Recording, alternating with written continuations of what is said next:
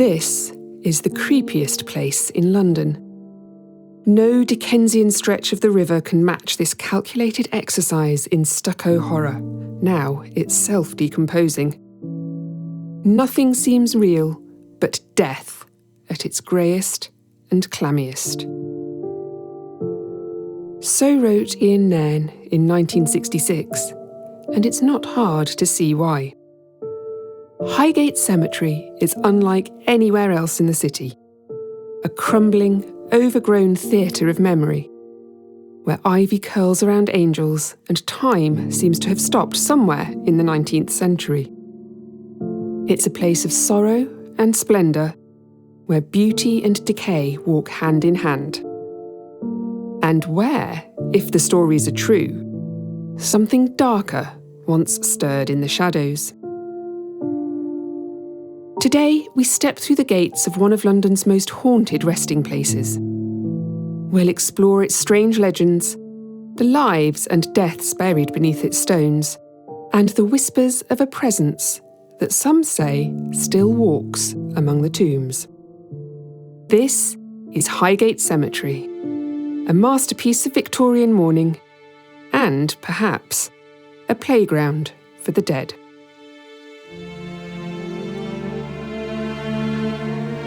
By the early 1800s, London was running out of room for its dead.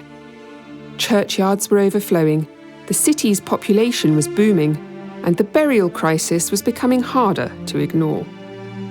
In response, a plan was drawn up to build 7 large, private cemeteries on the outskirts of the city, a network that would become known as the Magnificent Seven. Highgate was one of them.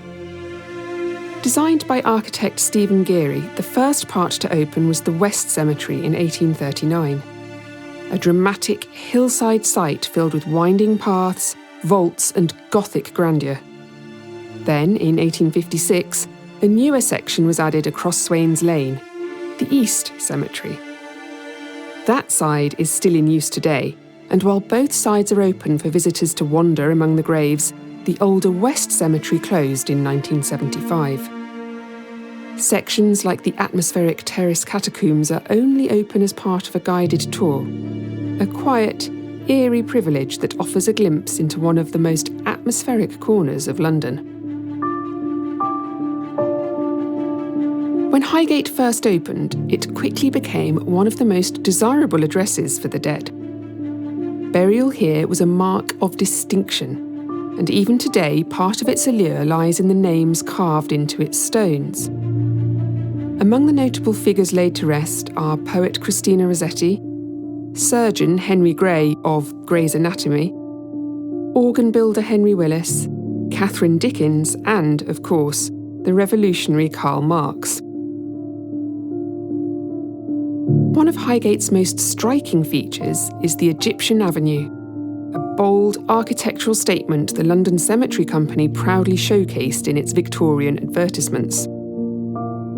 The avenue leads through what was once a tunnel, lined with 16 private family vaults. Each of these sealed behind a cast-iron door marked with an inverted torch as a symbol of life extinguished. Beyond this passage lies the Circle of Lebanon, a sunken ring of vaults carved into the hillside, encircling what was once a magnificent cedar of Lebanon.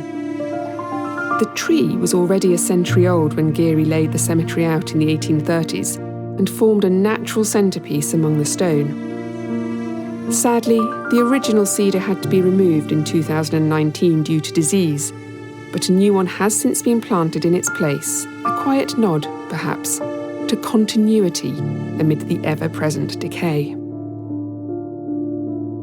Another chief attraction of the cemetery was the view from the roof of the Terrace Catacombs, a sweeping panorama that took in the dome of St Paul's and the countless spires and chimneys of Victorian London.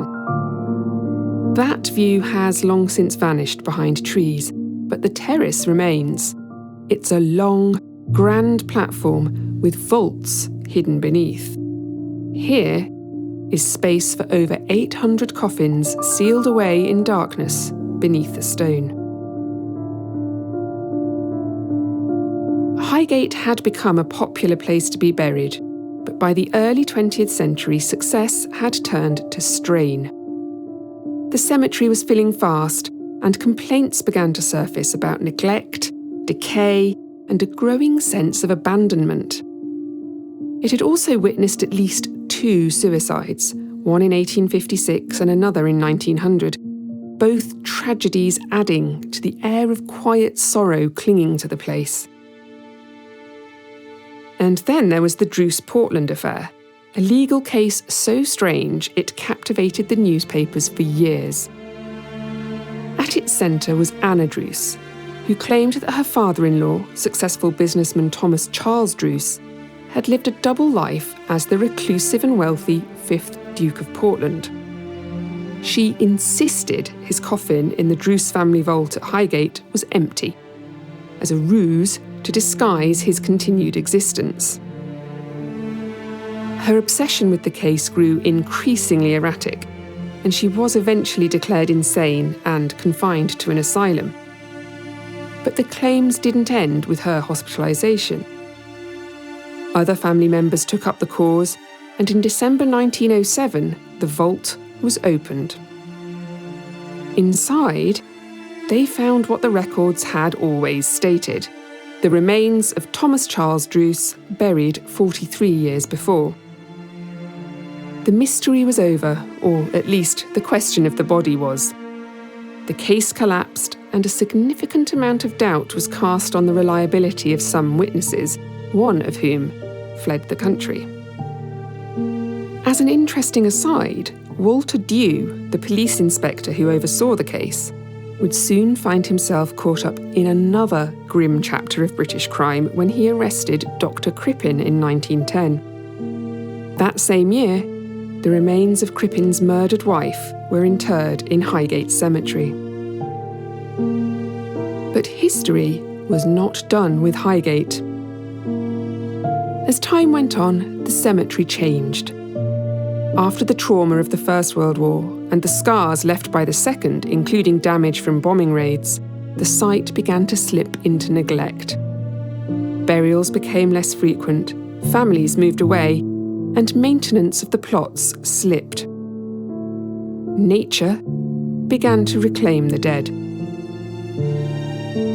By 1960, the site's owners, the London Cemetery Company, had gone bankrupt.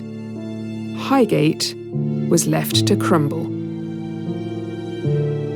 And it was in this strange, half-forgotten world of toppled angels, broken vaults, brambles and decay that something darker began to stir. A new story took hold, a legend that would grip the city's imagination and turn this place of remembrance into the setting for one of Britain's most bizarre supernatural stories.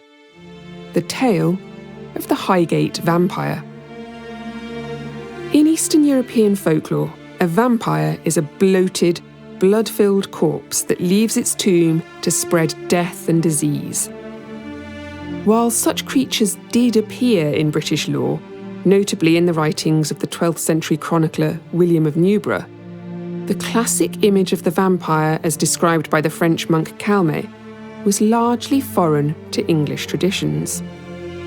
Writing in 1759, Calmet detailed how vampires were still dealt with in places like Hungary: decapitation, a stake through the heart, and, finally, fire.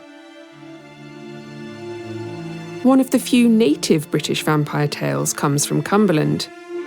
The Croglin vampire, retold by Augustus Hare in the 4th volume of The Story of My Life, terrorised a household in the 1750s. This vampire was a horrible, mummified creature. Shriveled, long-fingered and glaring-eyed, it scratched at its victim's window before draining her of blood. After appearing for a second time, it was traced to a vault in a nearby graveyard and destroyed by fire. But until the 1960s, the only vampires most Londoners knew of were fictional. Lord Riven in John Polidori's The Vampire, and of course Bram Stoker's Dracula. An article from the London Journal in March 1732 did tell of a vampire tormenting a village in Hungary, its reign of terror lasting 40 days before it was burned. Which is fascinating, certainly, but in London itself, blood-sucking revenants were the stuff of books and foreign superstition, not something one expected to encounter among the ivy and tombs of Highgate. So, what changed? Well, as we've seen with the murder at Meon Hill in 1945, and the mystery of the body in the Wych Elm, black magic, witchcraft and occultism had, by the mid-20th century, become popular explanations for strange or disturbing events. Police officers, journalists and even anthropologists were assigning ritual or satanic elements in cases that defied easy answers. And they were sharing these notions with an eager public. In his excellent 1993 essay for the Folklore journal, Professor Bill Ellis examines the cultural mood in Britain at the time the Highgate Vampire story broke. A society primed by fear and fascination, fed by sensational press reports, and immersed in an ever-growing catalogue of vampire films, occult thrillers, and ritual abuse. Grave desecrations, church robberies, satanic cults, all of it began to blur the line between fact and fiction. And then, into this strange atmosphere, came David Farrant and Sean Manchester. Their names are forever tied to the Highgate Vampire, and their rivalry became infamous. I won't dwell on it here. If you're interested and haven't yet seen it, the comments section of an article published on the Kentish Towner at the end of October 2012 shows the nature of the back and forth between them and all their respective supporters that was still going on over 30 years after the tale emerged. It's not for the faint-hearted, though. It runs close to 47,000 words. But it all began quietly enough. On the 6th of February 1970, David Farrant wrote a letter to the Hampstead and Highgate Express asking readers if they had seen anything unusual at the cemetery. He himself claimed to have witnessed a ghost-like figure on 3 occasions. Tall, dark, and with an overwhelming sense of malevolence. Farrant said he had seen this spectre while investigating reports received by the British Occult Society, of which he and Manchester were both members. The figure, he claimed, scared animals, had eyes that seemed to paralyse witnesses, and was clearly not of this world. Readers responded. In the following weeks, stories poured in, of a tall man in a hat who walked silently across Swains Lane and vanished through solid walls, of a figure seen gliding across the park, of a ghostly woman in white passing through locked gates, of a misty figure sinking into a pond. Some accounts mentioned a spectre moving at impossible speed. Others spoke of bells tolling with no visible cause. One correspondent warned people to avoid Swains Lane during dark evenings, if at all possible. That people should believe Highgate to be haunted is no surprise. Graveyards and cemeteries are fertile ground for folklore, and stories of the restless or malevolent dead are hardly new. But it wasn't until the Hampstead and Highgate Express ran a front-page story on the 27th of February 1970, under the now infamous headline, "Does a Vampire Walk in Highgate?" that the tale took a darker turn. In this article, Sean Manchester was quoted as saying about the desecration of graves by Satanism, "I'm convinced that this has been happening in Highgate Cemetery in an attempt by a body of Satanists to resurrect the king vampire." In a plot not dissimilar to Dracula, this creature, he claimed, was an aristocrat from Romania. After travelling to England in a coffin, he was installed in a manor house in London. This house, according to Manchester, later became the site of Highgate Cemetery. What followed was something close to hysteria. On Friday the 13th of March 1970, after a televised interview featuring both Farrant and Manchester, a crowd of would-be vampire hunters and curious thrill-seekers descended on the cemetery. They scaled the walls, roamed the grounds and had to be dispersed by police. Manchester later claimed to have found evidence of black magic rituals, symbols daubed in strange places and desecrated coffins, a claim that seemed to gain credence a few months later. Because on the 1st of August 1970, 3 schoolgirls discovered the headless, charred remains of a woman's corpse outside a broken vault. By this time, the relationship between David Farrant and Sean Manchester had completely broken down. Despite news reports suggesting both still had ties to the British Occult Society, their rivalry was now front and centre, and Highgate Cemetery was their battleground. Manchester interpreted the desecration of the woman's body as a further attempt to resurrect the king vampire. Meanwhile, Farrant continued his investigations at the site. On the night of the 17th of August 1970, he was arrested while vampire hunting within the cemetery grounds. Though cleared of wrongdoing, he recreated the scene, with crucifix and wooden stake in hand, for an article in the Evening News that October. At the same time, the BBC's 24 Hours programme arrived at Highgate to cover the growing sensation. Alongside interviews with both Farrant and Manchester, the programme spoke with William Law, General Foreman of the Gravediggers. Asked what he thought of the goings-on, he gave a wonderful, dry assessment. "I think they're nutcases." But interest didn't wane. In his 1973 book Haunted London, Peter Underwood devoted space to the cemetery's tales of vampires, desecration and ritual activity. Throughout that year, newspapers continued to feed the flames, publishing stories of wizardly duels, animal sacrifice, voodoo, necromancy and curses cast beneath the moonlight. Arrested for a second time, Farrant was, in July 1974, found guilty at the Old Bailey of damaging memorials in the cemetery, and jailed. In 1975, Underwood edited The Vampire's Bedside Companion, which included a chapter written by Manchester on the Highgate Vampire. In this, he claimed a vault containing a suspected undead was bricked up on his recommendation and sealed with garlic included in the cement.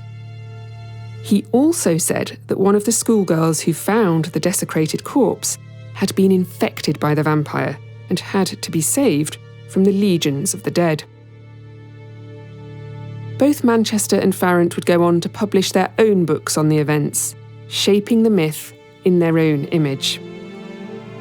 In later years, Farrant admitted, with characteristic understatement, that events at Highgate Cemetery got slightly out of hand. As for Manchester, now Bishop Manchester, he appeared on television as a vampire expert and exorcist, reaffirming, in an episode of True Horror with Anthony Head in 2004, his belief in vampires and claiming he had defeated the last of the primary source of the vampire contagion at Highgate Cemetery. The Highgate Vampire has since passed into the realm of London folklore. These days, most references to the case speak of a craze, a sensation, a tale of fantasy, press hysteria, youthful exuberance, and the allure of notoriety. And I do believe that's all it was. A perfect storm of folklore, fear, and fame, stoked by media interest until it caught fire, leaving behind scorch marks and scars that have carried over the years. Today, this peaceful place is cared for by the Friends of Highgate Cemetery, a charity dedicated to its preservation and restoration. They have spent decades undoing the damage caused not only by war and weather, but by vandals, thrill seekers, and those strange, fevered years in the 1960s and 70s when belief and legend blurred into something stranger. But Highgate is not without its ghosts. The woman in white, seemingly ignored by Farrington Manchester, is still seen. She glides soundlessly through locked gates as if they weren't there at all. Another apparition, a wild, grey-haired figure, flickers between the headstones, half seen, half suspected. Some reports say that she is driven by grief and guilt, searching among the graves for the children she murdered. And near the heavy entrance gates, people have glimpsed a misty, shrouded form with long, skeletal fingers silently watching. Step too close, and it vanishes, only to return again always just beyond reach. You don't need to believe in vampires or spirits or anything more than the stories we create to make sense of time and loss to see that this remains a place where the past clings to the present. The boundaries here feel thinner. Memory winds like ivy through the moss-covered stone, and silence speaks if you let it. So, if you find yourself walking through Highgate Cemetery, listen carefully and tread with respect. You may not hear voices, but you might feel something. A presence, a hush, the gentle weight of all that came before. Lives at rest, free from disruption, damage, and delusion, in the peace they should always have enjoyed. Thank you for joining me on this journey through Highgate Cemetery. If you enjoyed it, please like, subscribe, and share. It helps more than you know. And until next time, take care and keep searching for hidden realms.